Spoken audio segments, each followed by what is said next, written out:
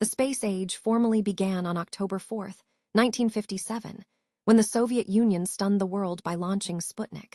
the first artificial satellite ever to orbit the Earth, a beeping metal sphere that triggered genuine panic in the United States about falling behind in technology and military capability. For the next several decades, the story of satellites belonged almost entirely to national governments and their space agencies.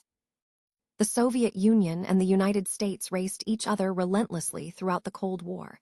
each launching hundreds upon hundreds of satellites for communications, navigation, weather forecasting, and military reconnaissance, treating nearly every launch as both a genuine scientific achievement and a very public demonstration of national power to the rest of the world. China joined the space race in 1970 with its own first satellite, Dongfang Hong-1, followed shortly after by Japan's own fledgling program,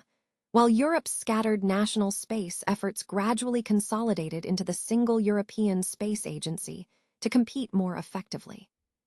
India entered the field in 1975 with Aryabhata, its first satellite, launched with Soviet assistance, and would spend the following decades steadily building one of the most cost-efficient space programs anywhere in the world.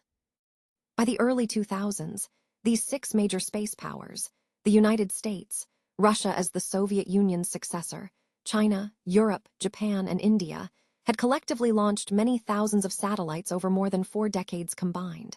and the basic hierarchy among them had remained fairly stable and predictable for years at a time. Then, in 2019, a private American company changed the entire equation almost overnight. SpaceX began launching the first satellites of its ambitious Starlink constellation, a project designed to blanket the entire planet in low-orbit internet satellites and provide broadband access anywhere on Earth.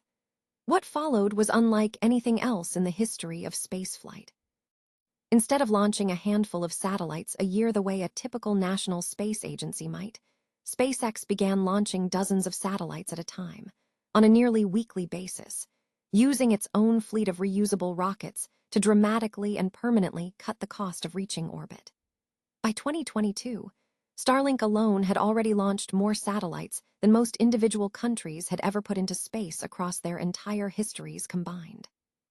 By 2024, it had comfortably surpassed the combined historical totals of several major space powers put together at once.